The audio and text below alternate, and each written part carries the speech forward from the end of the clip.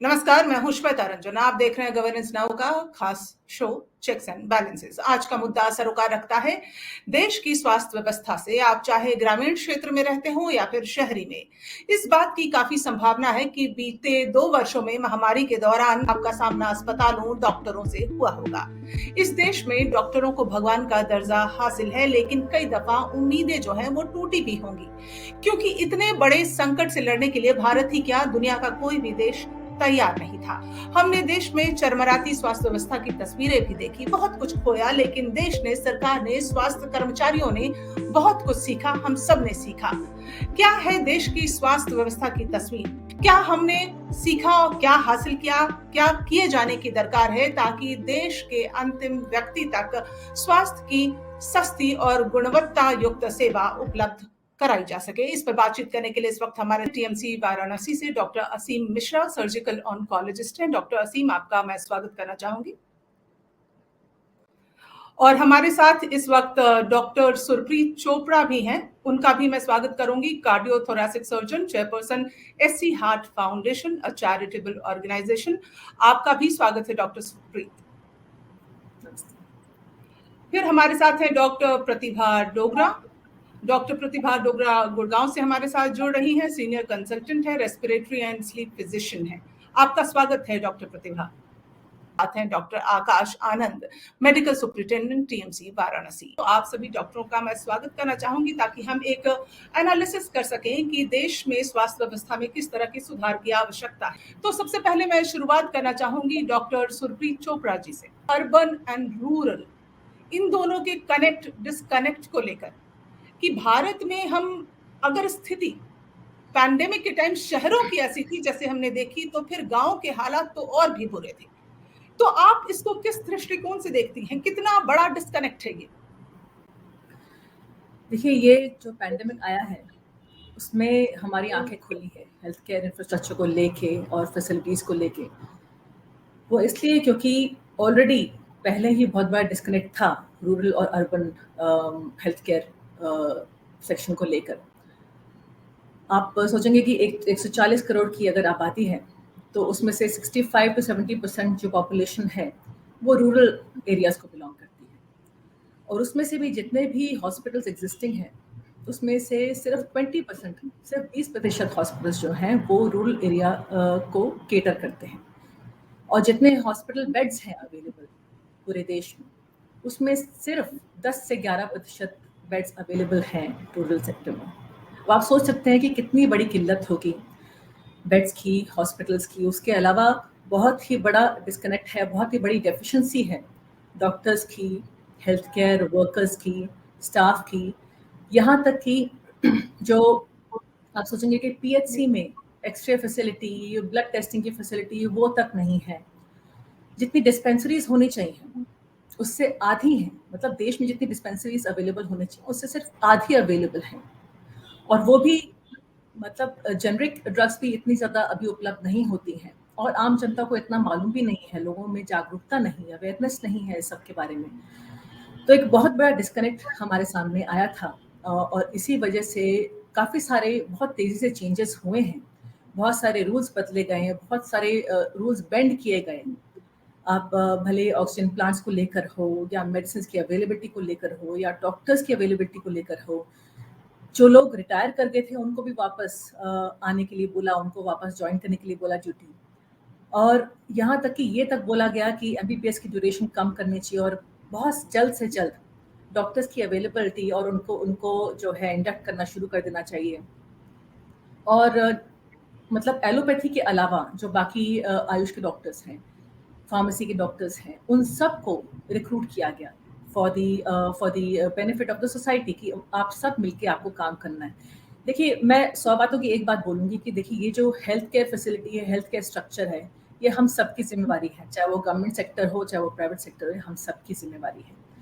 तो हम सबको आगे आना चाहिए, और बहुत सारे लोग आगे भी आए हैं। मतलब नॉन गवर्नमेंटल ऑर्गेनाइजेशन सामने आए हैं हेल्प करने के लिए, प्राइवेट सेक्टर के लोग सामने आए हैं, इंडिविजुअल सामने आए हेल्प करने के लिए। तो अभी जो है हर कोई ये जानता है कि एक दूसरे की मदद करने में ही हम लोग खड़े रहेंगे एज अ नेशन। मैं डॉक्टर आकाश के पास आना चाहूंगी। ये आपने अच्छी बात कही डॉक्टर सुरप्रीत की, सबकी जिम्मेदारी है, लेकिन कहीं ना कहीं एक जिम्मेदारी सरकार की सबसे पहले बनती है, ताकि बेसिक इंफ्रास्ट्रक्चर जो है वो जनता के सामने हो, चाहे वो टियर 2 या टियर 3 सिटीज हो, हर जगह एक किस्म की जो बेसिक बुनियादी सुविधाओं की जो आवश्यकता होती है वो मौजूद हो। आपका एनालिसिस इसमें क्या कहता है? क्या हमने किसी तरह की किसी किस्म की सुधार लाने की कोशिश की है?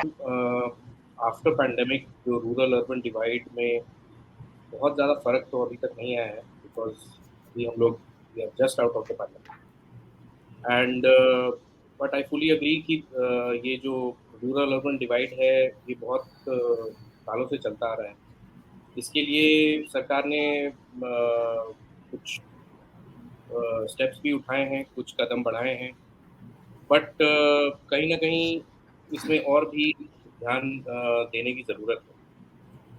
कुछ स्टेट्स ने रूरल अर्बन डिवाइड को कम करने के लिए, वहाँ पे अपने डॉक्टर्स की अवेलेबिलिटी बढ़ाने के लिए, वहाँ जो रूरल एरियाज़ में जो प्रैक्टिस करने वाले या पोस्टेड जो डॉक्टर्स हैं उनको इंसेंटिवाइज भी किया है। उनको या तो पोस्ट ग्रेजुएट सीट्स में उनका रिजर्वेशन या एक्स्ट्रा मार्क्स देकर हो, या फिर उनका जो इमोल्यूमेंट्स है उसमें थोड़ा सा हाइक करके दिया हो। तो ये सारी बातें हुई हैं, और बट इनसे पूरे पैन इंडिया और पूरे देश भर में ये यूनिफॉर्मली लागू नहीं हो पाया। रूरल अर्बन का जो डिस्कनेक्ट है ये एक प्रोफेशनल के लिए इसलिए मायने रखता है बिकॉज जिस तरह से गांव और शहरों का जो डिफरेंस है, वहाँ पे जो रहन सहन और वहाँ पे जो लाइफस्टाइल जो है उसका जो डिवाइड है, उसी की वजह से डॉक्टर्स भी वहाँ जाने के लिए और लंबा समय रहने के लिए तैयार नहीं होते हैं। अब इस बात को वेदर आयुष डॉक्टर्स का इन्वॉल्वमेंट होके, होम्योपैथी डॉक्टर्स का इन्वॉल्वमेंट होके इस बात को भरा जा सकता है, किसी हद तक भरा जा सकता है, बट एक बेसिक बात यह है कि जब तक डॉक्टर्स रूरल एरियाज में जाके प्रैक्टिस करना और वहाँ पे कंट्रीब्यूट करना नहीं चाहेंगे, तब तक ये रूरल अर्बन डिवाइड नहीं भर पाएगा। और इसमें ज़रूरी है उनको इस चीज़ से किसी न किसी तरह के इंसेंटिव्स या किसी न किसी तरीके के रोटेशंस देने की। कुछ स्टेट्स में जो जो एमडी या एमएस कर रहे जो जूनियर रेजिडेंट्स होते हैं उनकी मैंडेटरी पोस्टिंग लगाई जाती है गाँव में, क्योंकि 80 to 90% जो हेल्थ केयर नीड्स है of a rural area, 80 to 90% एक MBBS लेवल के डॉक्टर से सॉल्व हो सकते हैं, उनका निदान, उनका ट्रीटमेंट हो सकता है। सिर्फ 10-20% के लिए उनको शहर में आना ज़रूरी है। बट प्रॉब्लम तब होती है जब ये छोटी छोटी चीज़ों के लिए, मलेरिया का ट्रीटमेंट के लिए, टाइफाइड के ट्रीटमेंट के लिए उनको शहरों में आना है। तो कुछ स्टेट्स में ये चीज़ की गई है कि एक mandatory posting of medicine resident गाँव में होती है, जिसको कंप्लीट करना उनको अपनी जो MD की डिग्री लेना है उसके लिए ज़रूरी है। ये एक पॉइंटर आपका बहुत ही वैलिड है कि जो मेडिसिन की प्रैक्टिस कर रहे हैं उनको कुछ मैंडेटरी पोस्टिंग उनकी कुछ सालों के लिए गांव में, रूरल एरियाज में होनी चाहिए। लेकिन जब बात गवर्नमेंट पॉलिसीज की आती है तो मैं आना चाहूंगी डॉक्टर असीम तक। डॉक्टर असीम, जैसे हमारे सामने बहुत सारी पॉलिसीज हैं, आयुष्मान भारत से लेके national health mission, national digital health mission, इन सब से क्या कुछ सुधार होने की आप संभावना देख रहे हैं? बहुत सही बात यह है कि हम लोग जो ये इंश्योरेंस दे रहे हैं, this is a type of insurance. Ayushman Bharat, national health mission, digital mission से we are trying to connect the rural urban divide. But इसमें हम लोग एक इम्पॉर्टेंट बात ये भूल रहे हैं कि जो हमको प्रॉब्लम हैंडल करनी है एंड हम किसको हैंडल कर रहे हैं। तो जो प्रॉब्लम हमको हैंडल करनी है वो प्रॉब्लम्स हैं diarrhoea, which is the most common cause of the under 5 mortality in the country, maternal mortality, infections, which is one of the most common cause, that may be secondary to diabetes, that may be secondary to hypertension. Now simple सी data है कि हमारे पास India में in the last 2017 census when we calculated, we are estimating around 70 million, 70 crore लोग हम 7 करोड़ लोगों को हम एक्सपेक्ट कर रहे हैं कि डायबिटीज है इंडिया में डायग्नोज्ड। एंड 230 मिलियन 23 करोड़ लोगों को हाइपरटेंशन है। नाउ विद दिस डेटा हम लोगों को अगर आयुष्मान भारत और उसकी वजह से हम लोग सोचें कि हम लोग उसको प्रोवाइड कर देंगे, तो नहीं। हमको प्रिवेंटिव हेल्थ सेक्टर में, प्राइमरी हेल्थ केयर सेक्टर को स्ट्रेंथन करना बहुत ज़रूरी है। और प्राइमरी हेल्थ केयर सेक्टर को अगर हम स्ट्रेंथन करते हैं तो हमारी बहुत सारी प्रॉब्लम्स, चाहे वो सिस्टमिक डिसऑर्डर्स हों, डायबिटीज़, हाइपरटेंशन, स्ट्रोक, जो कॉम्प्लिकेशंस होते हैं, जो अर्ली डायग्नोस अगर हो जाते हैं, डायबिटीज़, ब्लड प्रेशर, तो बच सकते हैं। और दूसरी चीज़ है preventive measures for screening for cancers. तो अगर हमने उस पर फोकस किया तो will be strengthening the primary sector, और उसकी वजह से हम लोग बहुत सारी बीमारियों को ऐसे ही कंट्रोल कर लेंगे। तो आयुष्मान, नेशनल रूरल मिशन, ये सब चीज़ें जो हैं, ये टिप ऑफ द आइसबर्ग को मैनेज कर रही हैं। जो कॉम्प्लिकेशंस हैं, कैंसर्स हैं, सिग्निफिकेंट सर्जरीज हैं, बड़े बड़े प्रोसीजर्स हैं, उनको कवर कर रही है। बट जो हमारा जो मेन फ्लो है जिससे डिजीज बनती चली जा रही है, हम उसके लिए कुछ एक्शन नहीं ले रहे हैं। तो ये सबसे बड़ी चीज़ है जो हमको एक्ट करनी है। डॉक्टर सुरप्रीत, मैं आप तक आती हूँ। मेरा सवाल अगला डॉक्टर प्रतिभा से होगा। जी डॉक्टर सुरप्रीत, आप कुछ कहना चाह रही हैं? हाँ, मैं ये कहना चाह रही हूँ कि जहाँ तक टियर 2, टियर 3 सिटीज़ का सवाल है, हेल्थ केयर फैसिलिटीज़ अभी जितने भी मेजर प्राइवेट सेक्टर्स हैं, वो भी अभी टियर 2 और टियर 3 सिटीज़ में आ रहे हैं। उनके क्लिनिक्स जो टियर 3 सिटीज़ में भी खुल रहे हैं और रेफरल सेंटर्स बन रहे हैं यहाँ पे टियर 2 सिटीज़ में। तो काफ़ी हद तक जो है प्राइमरी हेल्थ सेंटर से भी अटैच्ड हैं ये सारे क्लिनिक्स। मतलब है कि उनके कुछ डॉक्टर्स को इन मेजर हॉस्पिटल से भेजा जाता है into the primary health centres और community health centres to take care कि बीमारियां जो है बहुत जल्दी अर्ली स्टेज में पकड़ी जा सके, उनका निजात मिल सके। मैं खुद अपने ऑर्गेनाइजेशन के जरिए छत्तीसगढ़ गवर्नमेंट के साथ काम कर रही हूँ और मैं कम्युनिटी हेल्थ सेंटर्स में जाके, प्राइमरी हेल्थ सेंटर्स में जाके वहाँ पे ओपीडीज कर रही हूँ। तो जितने भी मरीज मैं देख रही हूँ कि बहुत सारे मरीज, अगर मैं नहीं जाती या अगर कोई स्पेशलिस्ट या सुपर स्पेशलिस्ट नहीं जाता तो बहुत कुछ जो है अनडिटेक्टेड चला जाता। बट अभी क्या गवर्नमेंट एक्ट कर रही है, ये अभी शुरुआत है और हम होपफुल हैं कि ऐसा होगा कि आगे जाके बहुत जल्दी ही हमारे देश की मोर्टेलिटी बहुत हद तक कम हो जाएगी और डिजीज को हम लोग बहुत अर्ली स्टेज में पकड़ पाएंगे।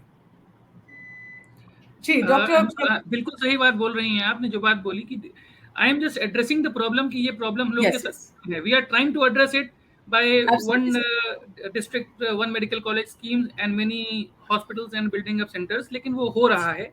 बट अभी जो प्रॉब्लम है that will take some 5 to 7 years to it will definitely, I completely agree. Doctor Pratibha, ये पूरी बातचीत में भी यही बात जो मुझे महसूस हो रही है और हम सबने देखा भी कि कहीं ना कहीं जब इस तरह के हालात बनते हैं कि एक पैंडेमिक जैसा हालात हो जाए तो कहीं बाकी की बीमारियां जो है एक बैक सीट ले लेती है। तो ये हमारे सिस्टम में एक बहुत बड़ा ड्रॉबैक है, आप मानती हैं? ड्रॉबैक देखिए, जो पैंडेमिक था उसमें बाकी बीमारियों का बैक सीट लेना तो बहुत ही नेचुरल था, और वो सिर्फ हमारी कंट्री में नहीं, वो तो पूरे वर्ल्ड में ही ऐसा हुआ। तो उस टाइम तो जो पैंडेमिक का चैलेंज को ही फेस करने में सारी आपकी अटेंशन, सारी एनर्जी लगी थी। That is one thing, but the thing was हम लोग पैंडेमिक को फेस करने के लिए कोई भी रेडी नहीं था। और जो पैंडेमिक में भी सबसे उभर के चीज आई कि जिस चीज ने I think has saved us a lot more is the private public partnership. तो बहुत जल्दी सरकार को भी ये समझ आ गई थी कि देखिए, हमारे अगर हम क्रिटिकल केयर की बात करें, क्योंकि कोविड था और उसमें क्रिटिकल केयर की जरूरत बहुत थी, और सरकार को बहुत जल्दी समझ आ गई थी कि उनके पास क्रिटिकल केयर नहीं है, और सरकार ने ही पहला हाथ बढ़ाया था प्राइवेट हॉस्पिटल्स की तरफ कि देखिए, जब आईसीयू की बेड्स की बात आएगी तो आपने हमें प्रोवाइड करना है। और I want to say we are very proud to be an Indian doctor, और जो Indian doctors I think are now proven to be the best amongst the all the doctors in the world. जो हमारी ability to spontaneous वो है response is amazing. तो जो private hospitals ने they have backed up the government, and the government को पूरी तरह से support किया, and it was because of the ICU beds in the private that we were able to kind of overcome all this thing. और जो हमारा lacuna है, इतना बड़ा जो इश्यूज भी हैं इंडिया का, आंसर ही प्राइवेट पब्लिक पार्टनरशिप है। और जो इंडिया में private public partnership has proven to be success in other sectors also, like in energy sector और इन ट्रांसपोर्टेशन सेक्टर। तो इंडिया में भी हेल्थ केयर को वी हैव टू, जैसे कंटिन्यूम ऑफ केयर की जरूरत है। अगर सरकार का जो स्ट्रॉन्ग पॉइंट है प्राइमरी हेल्थ केयर है या वॉल्यूम है, तो प्राइवेट का स्ट्रॉन्ग पॉइंट स्ट्रेंथ है उसकी एक्सपर्टाइज है। Expertise of the super specialist, जैसे अभी डॉक्टर सुप्रीत भी कह रहे हैं। तो जो हमें चाहिए वो है seamless connect between the primary health care to the top notch hospital facility. और वी हैव टू एनकरेज, ये जो गवर्नमेंट को जो इंसेंटिवाइज करना चाहिए वो है कि प्राइवेट सेक्टर्स कैसे ज़्यादा से ज़्यादा गवर्नमेंट के साथ जुड़ें, और इस पार्टनरशिप के जरिए we can really improve the health care of India. बहुत ज़्यादा हम इसमें इम्प्रूवमेंट ला सकते हैं अगर ये दोनों सेक्टर्स की जो है सिम्बायस्टिकली काम करना शुरू कर दें। जो प्राइवेट सेक्टर है उसमें एक्सपर्टाइज है, फाइनेंस है, गवर्नमेंट में एक्सेस है, सब्सिडीज है, प्राइवेट जो गवर्नमेंट को दे सकता है वो अगेन है, फाइनेंशियल सपोर्ट है, एक्सपर्टाइज है। आपको टेक्नोलॉजी का इनोवेशन जो है वो भी प्राइवेट में बहुत ज़्यादा अभी ऑलरेडी बहुत एडवांस हो चुकी है, that can be again provided to the government sector. So this partnership is something I really feel has to be kind of thought of. Doctor Anand, एक चीज हमने बहुत जो समझा और सीखा वो ये भी था कि रिमोट पेशेंट मॉनिटरिंग, लेकिन इस पर इंफ्रास्ट्रक्चर जो है हमारे देश में नहीं है। How can we achieve that stage when there is no need to personally visit to the doctor? अगर आपकी रेफरेंस है एक अस्पताल से दूसरे अस्पताल तक तो वो सीमलेस हो जाए, ये how do we achieve that? We can only achieve that by having proper infrastructure. Most important infrastructure which is needed in remote patient monitoring is the bandwidth, is the internet connection which needs to be there. So, कुछ ऐसे hospital conglomerates हैं, Narayan Hrudayalaya for example, which are following remote patient access, remote patient monitoring. But I don't think because of the huge cost involved and various medical legal issues, we are yet at that stage when we can fully implement the remote patient monitoring. Plus, if we are thinking of a rural-urban connect by doing remote patient monitoring, then there are various basic infrastructural things which are lacking in the rural setup. Jisse ye like electricity, like availability of ICUs or medical monitors which are compatible with the internet so that they can transfer data. After we have addressed this, only then we can talk about data safety and all that. But on smaller scales, in a chain of hospitals, yes, remote patient monitoring is something which is being successfully implemented. But with respect to rural-urban divide, we have a long way to go. Infrastructure that is needed is the bandwidth. Just यही बोलना चाहूँगा कि तो issue हमारे पास infrastructure का ही नहीं है, quality control का भी एक बहुत बड़ा इशू हो जाएगा विद रिमोट हेल्थ एक्सेस और remote patient monitoring. We need to, पहले हम लोग को जो बेसिक और जो कैपेसिटी बिल्डिंग है अपने डॉक्टर्स की और स्पेशलिस्ट, सुपर स्पेशलिस्ट, एवरीबडी, तो जब हमारे पास एक बेसिक क्वालिटी कंट्रोल रहेगा उसके बाद हम लोग इस स्टेप पे आ सकते हैं। बट फर्स्ट स्टेप हमको अभी कैपेसिटी बिल्डिंग करनी, वो सबसे ज्यादा जरूरी है। डॉक्टर सुप्रीत, आप तो आपने कहा छत्तीसगढ़ में आप काम कर रही हैं, लेकिन ये जो अफोर्डेबल हेल्थ केयर है, जैसे बड़े बड़े अस्पतालों में एक पर्टिकुलर वो होता है डिवाइड कि अगर आप बिलो पॉवर्टी लाइन से हैं तो आपको वहाँ अफोर्डेबल हेल्थ केयर मिल सकता है। ये कितना बड़ा एक चैलेंज है जनता के लिए? Do we have those big infrastructures, hospitals जहाँ पर वो जाके इसको इजीली एक्सेस कर सके? देखिए, इंफ्रास्ट्रक्चर है, बट देन प्राइवेट सेक्टर में भी गिने चुने, और अगर आप देखें तो जो मेजॉरिटी पॉपुलेशन है that belongs to the group, the sector which is not able to afford the advanced technology, advanced health care, तो ये अफोर्डेबिलिटी एक बहुत बड़ा चैलेंज होता है। आप सोचें कि प्राइमरी हेल्थ सेंटर में, कम्युनिटी हेल्थ सेंटर में, डिस्ट्रिक्ट हॉस्पिटल्स में वो सब कुछ मतलब बेसिक स्पेशलिटीज आपको मिल जाएंगी, वो भी एट पार विद स्टैंडर्ड्स नहीं मिलेंगी। सो जिनके पास पैसा है वो लोग प्राइवेट सेक्टर में जाके हॉस्पिटल में जाके इलाज करवा लेंगे, but then that is a very small percentage of people. बाकी सब लोग क्या करेंगे? बाकी सब लोग या तो डिसअपॉइंट हो जाएंगे and they will not get treated, या अपना लैंड बेचेंगे, या कुछ ना कुछ, they will feel indebted to somebody, loan लेंगे, वो सब चीज़ें होती हैं, then they have to get treated, but that is also a very small percentage. तो एक बहुत ही बड़ा चैलेंज है और बहुत सारे कम्युनिटी में ऐसे बहुत बड़ी पॉपुलेशन ऐसी है जो कि अभी भी अनट्रीटेड बैठी हुई है, और उसकी वजह से क्या होता है कि वो डिजीज जब तक बहुत ज़्यादा लाइफ थ्रेटनिंग नहीं हो जाती तब तक वो हॉस्पिटल नहीं पहुंचते हैं, and then that time it is too late.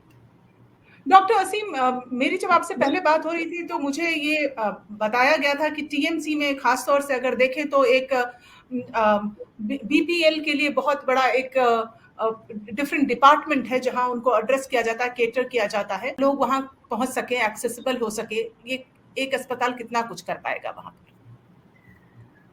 So when we see and volume की जब हम लोग बात करते हैं टाटा हॉस्पिटल में, हम लोग खासकर इस बात का ध्यान रखते हैं कि हम कितने लोगों को क्वालिटी हेल्थ केयर जो दे रहे हैं वो प्रोवाइड कर सकते हैं। हम कितना भी कर लेंगे, we will not be able to address the entire population of the country, चाहे मेरा हॉस्पिटल क्यों ना हो, उसके अलावा कोई भी कॉर्पोरेट हॉस्पिटल। अगर हम लोग बात करते हैं नंबर ऑफ कॉर्पोरेट हॉस्पिटल्स की, तो बहुत ज़्यादा नहीं कर पाएंगे। इंडिविजुअल हॉस्पिटल पे हम लोग कभी भी फोकस करेंगे तो हम जो एड्रेस करेंगे प्रॉब्लम को कभी भी नहीं कर पाएंगे। हम क्वालिटी हेल्थ केयर के लिए ये नहीं करेंगे कि हम लोग अगर 1 लाख कैंसर के पेशेंट्स हैं तो हम लोग 1 लाख सर्जरीज कर लेंगे, 10 लाख है तो 10 लाख करने लगेंगे। अगर हम उस कैपेसिटी बिल्डिंग की तरफ भागेंगे, कभी भी भागेंगे कि चलिए हम लोग आज बात करते हैं कैंसर की स्पेशलिस्ट सर्जरीज ट्रीटमेंट करना शुरू कर देते हैं, we get the hospitals to do it. तो 12 लाख कैंसर के पेशेंट्स होते हैं लगभग इंडिया में पर ईयर। उनको ट्रीट करने के लिए we do not have the infrastructure for the next 10 years. हम सारे कॉर्पोरेट्स को मिलाने के बावजूद, सारे ट्रीटमेंट करने के बाद, we are just treating 4 lakh patients right now. यानी कि हमारे पास जितने गवर्नमेंट Really? जितने प्राइवेट हैं, हमको उसको ऑलमोस्ट ट्रिपल करना पड़ेगा, तब हम उसको ट्रीट कर पाएंगे।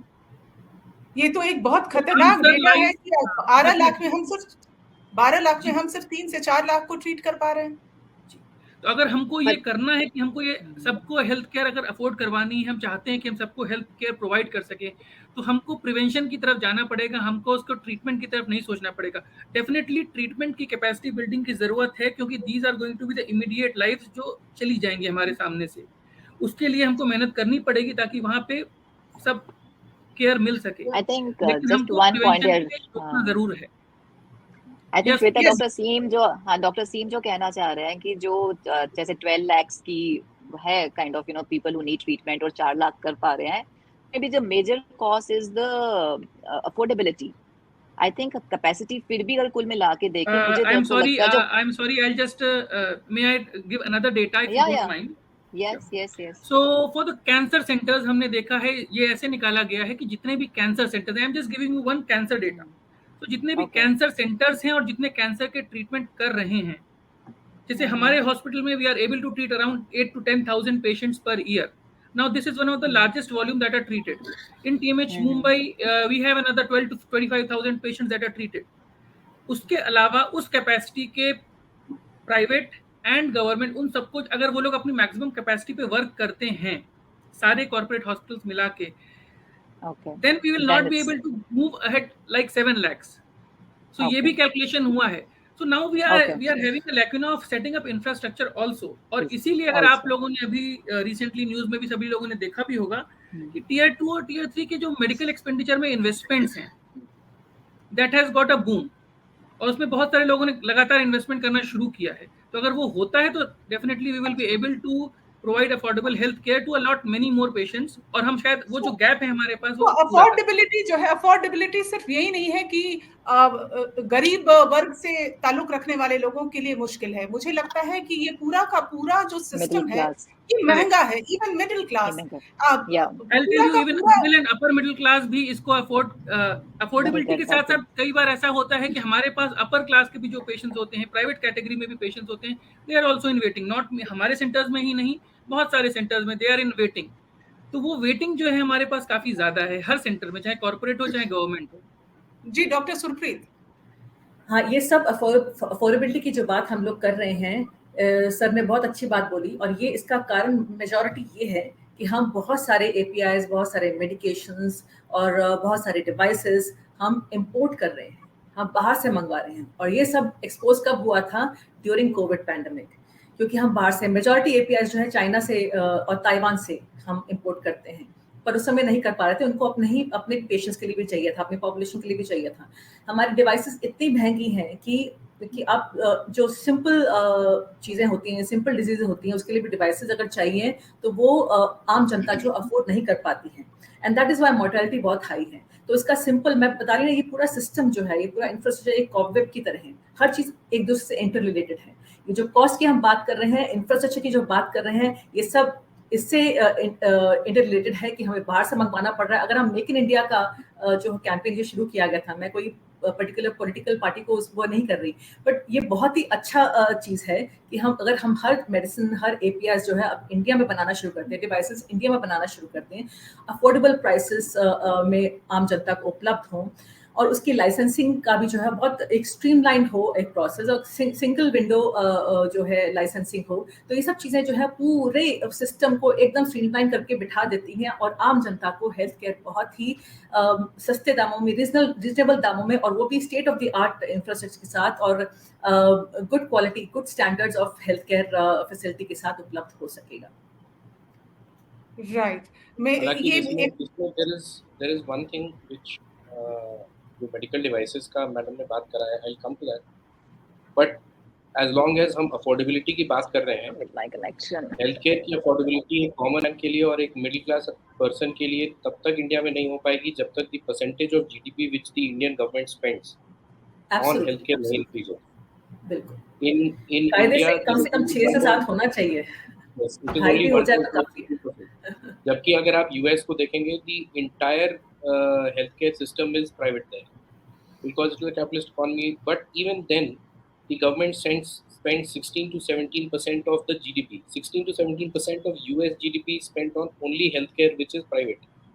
Our spending on healthcare, the government spending on healthcare is only 2% of the GDP, whereas हमारे पास जो out of pocket जो पे करने वाले पेशेंट्स रहते हैं वो हमारे देश में about 80% of the patients are not insured and they are paying out of their own pocket, जबकि US में all of them are covered, UK में all of them are covered under some health scheme, some insurance. So एक तरफ आप देखिए government spending is low, दूसरी तरफ देखिए the out of pocket spending is high. जब तक ये डिवाइड ये नहीं हो पाएगा, we will never be able to make health care affordable. पर हमारी कंट्री में भी देखो आयुष्मान भारत जैसी स्कीम्स हैं जो कि अभी अवेलेबल कर रही हैं लोअर सोशल इकोनॉमिक स्ट्रेटा को जो बिलोंग करते हैं, उनको हेल्थ केयर फैसिलिटीज अभी उपलब्ध हो रही हैं, यहाँ तक कि बहुत बड़ी बड़ी सर्जरीज भी उपलब्ध हो रही हैं।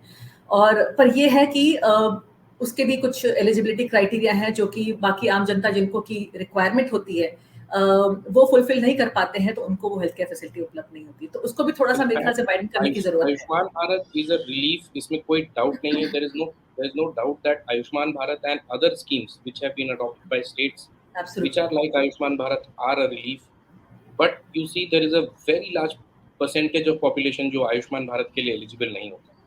एक्चुअली बहुत ज्यादा प्रॉब्लम मुझे लगता है कि देश में अवेयरनेस को लेकर भी है। How many of the what percentage of the population knows about it?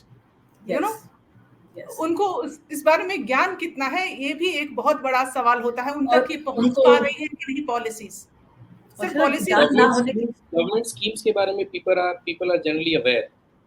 What I think Shweta जी बोलना चाह रही हैं कि गवर्नमेंट स्कीम्स के लिए people are aware but people are not aware about their own health. तो जब वो बीमारी उनकी लास्ट स्टेज में होने लगती है तो उसके बारे में ही उनके पास अवेयरनेस नहीं, तो awareness is at the all levels. हम ये कह रहे हैं कि हमारी सरकार बोला कि हमारा less than 3% budget health care के ऊपर है, तो अटेंशन अगर हेल्थ पे ऊपर सरकार की भी थोड़ी कम है तो आम जनता की भी कम है। So health is never kind of has been a focus or and you know a kind of attention. But I believe after these 2 years of struggle, we have learned a lot. Preventive health care पे focus बहुत ज्यादा जरूरी है।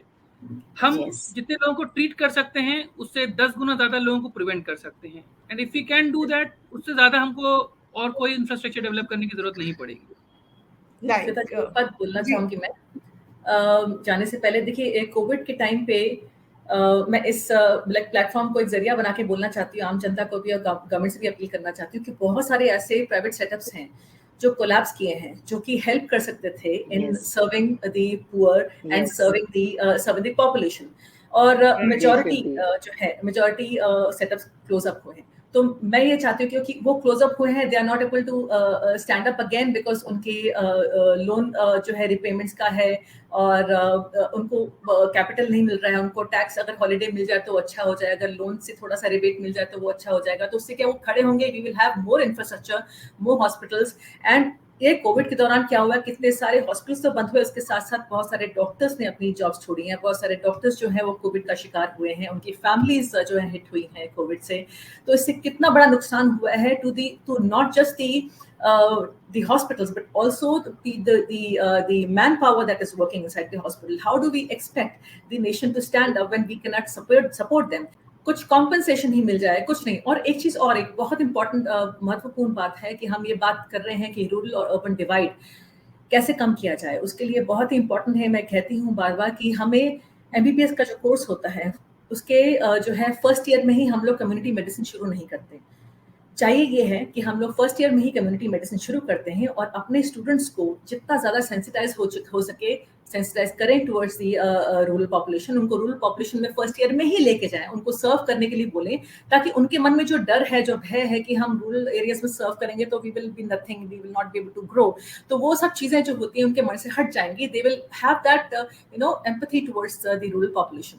और उसके अलावा दूसरा point मैं कहना चाहूँगी कि जो लोग रूरल एरियाज में सर्व कर रहे हैं उनको किसी प्रकार का कुछ कॉम्पनसेशन उनकी फैमिली के लिए या उनके लिए उनको इंसेंटिव दिया जाए कि आप इतना ईयर्स अगर सर्व करते हैं तो आपको ये इंसेंटिव मिले।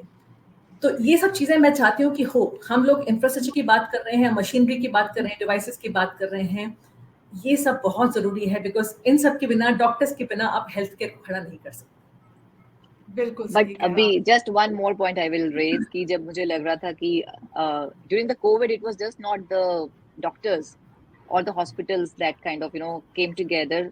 आई थिंक सोसाइटी के बहुत सारे लोग ऊपर आए, इसमें आए हैं just to kind of connect, और बहुत सारे स्टार्टअप्स आए हैं जो कि टेक्नोलॉजी बेस्ड ऑन टेक्नोलॉजी इतने प्लेटफॉर्म्स लेके आए हैं जिसमें virtual kind of again telemedicine और वर्चुअल हॉस्पिटल्स भी क्रिएट किए गए हैं। Again if the government pays attention to these startups and again incentivize them, so they can be a great help in taking telemedicine forward. क्योंकि हम सिर्फ Covid की बात नहीं कर रहे हैं कि कोई पैंडेमिक आएगा तो हम उससे कैसे लड़ेंगे। ये तो एक आम तौर पर जो देश में हालात है उसको हम बहुत अच्छा बना सकते हैं, बेहतर बना सकते हैं, उसमें सुधार ला सकते हैं।